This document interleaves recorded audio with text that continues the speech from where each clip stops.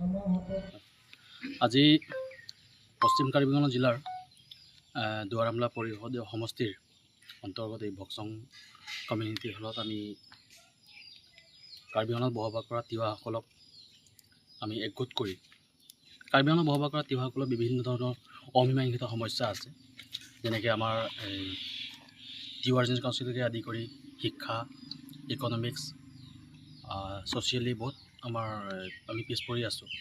আমাৰ গাঁওসমূহত এতিয়াও আমাৰ ভাল ৰাস্তা নাই, ভাল স্বাস্থ্য কেন্দ্ৰৰ ব্যৱস্থা নাই, ভাল স্কুলৰ ব্যৱস্থা নাই।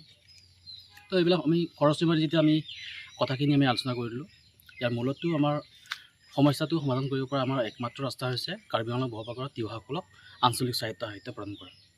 আৰু সেই আঞ্চলিক সাহিত্য প্ৰদানৰ সন্দৰ্ভতে আমি কাৰ্বি আংলঙত বসবাস কৰা তিৱাসকলে আজি একগোট হৈ ঐক্যবদ্ধ হৈ আমি আজিৰ সভাখনে নতুনকৈ এটা তিৱা জাতীয় সংগঠন জন্ম দিয়ে, আৰু এই সংগঠনৰ নাম হৈছে ইউনাইটেড তিৱা পিপল ফ্ৰণ্ট, সংযুক্ত তিৱা জনগণ মঞ্চ, তিৱা ভাষাত ত্ৰয় তিৱা ৰাত চমত।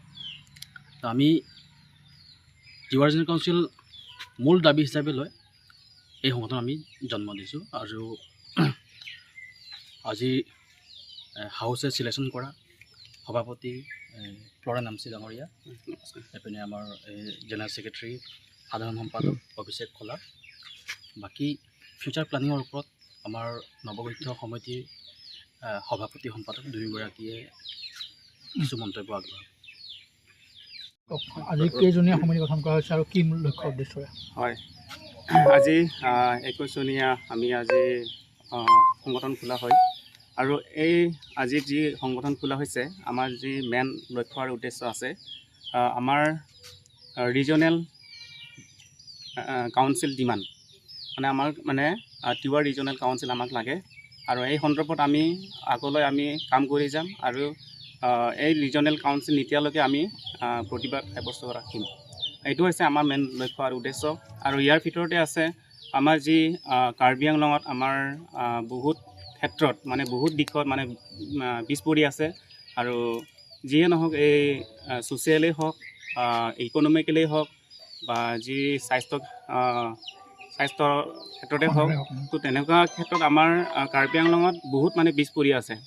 আৰু ভাৰত চৰকাৰে কৈ আছে ইণ্ডিয়াখন ডিজিটেল হ'ব লাগে, কিন্তু আমাৰ কাৰণে, আমাৰ কাৰ্বি আংলং বসবাস কৰা মানুহৰ কাৰণে আমাৰ কাৰণে কেৱল শ্লোকে হৈছে, যিটো হ'ব লাগে আমাৰ ইয়াতে হোৱা নাই। তো এই সন্দৰ্ভত আমি অনাগত দিনত আমি এই ক্ষেত্ৰত কাম কৰি যাম, আৰু যিবিলাকে আগতে যি দুৰ্নীতি কৰিলে আমি সেইখিনি শুধৰাবৰ কাৰণে আমি চেষ্টা কৰিম।